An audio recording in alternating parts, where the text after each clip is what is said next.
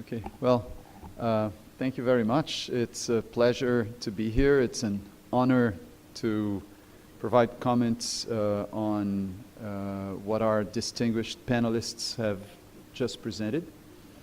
We have just seen a cross-section of what a long-term program of engagement in urban development can entail and can bring about.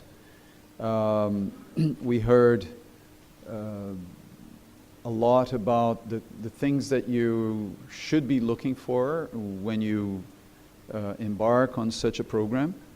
We heard the word ownership. We heard the word engagement. We heard the word communities many times.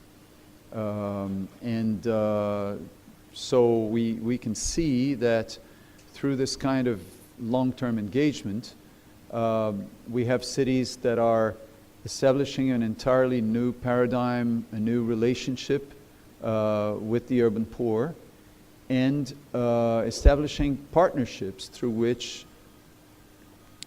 development is taking place in poor communities, integration of poor communities into the rest of the city, and an entirely new way of dealing with the matters of of inclusion and integration in our cities.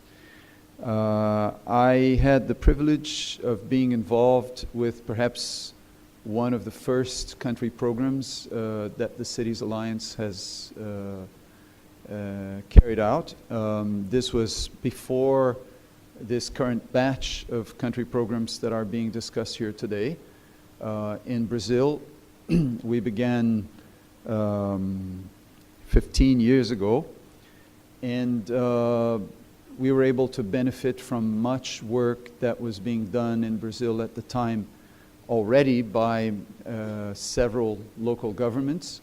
We were able to put that together in a coherent way and present the main aspects of what needed to be done to state governments, to the federal government, to the governments of some of the main metropolitan areas in Brazil. And we were lucky to be able to mobilize significant investments as a result of that. So the idea that by mobilizing the actors, by putting the urban poor on center stage, the idea of putting informal settlements on the map in every sense, that can and should lead, if you can establish the right sort of coalition around the process, to significant amounts of investment. It's, of course, none of us can imagine that given the huge deficits in terms of access to infrastructure and services that you see in informal settlements around the world, this cannot be addressed, it cannot be fixed, except if you can mobilize significant amounts of investment. And so,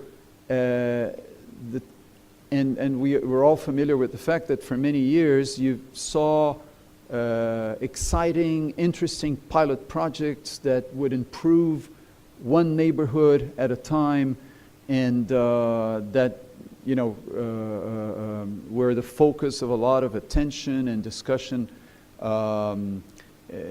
internationally, but they didn't seem to be able to get to scale. And so the idea of scaling up, the idea of a long-term engagement, I believe these are the things that are crucial and central to these country programs. We are looking at some very eloquent examples today, and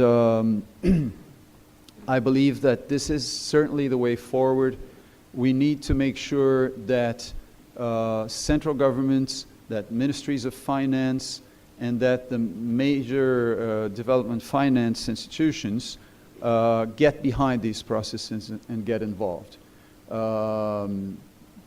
I'm, as you heard, I'm with the World Bank. I'm based in Ghana and covering Ghana, Liberia, and Sierra Leone on the sustainable development sectors.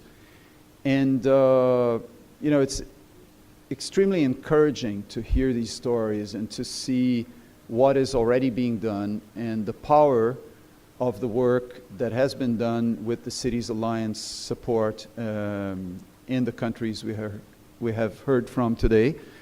And on behalf of the World Bank, I can say that we are looking forward to collaborating with all of you and with the Cities Alliance in moving this agenda forward and translating all of this work into investments. Thank you very much.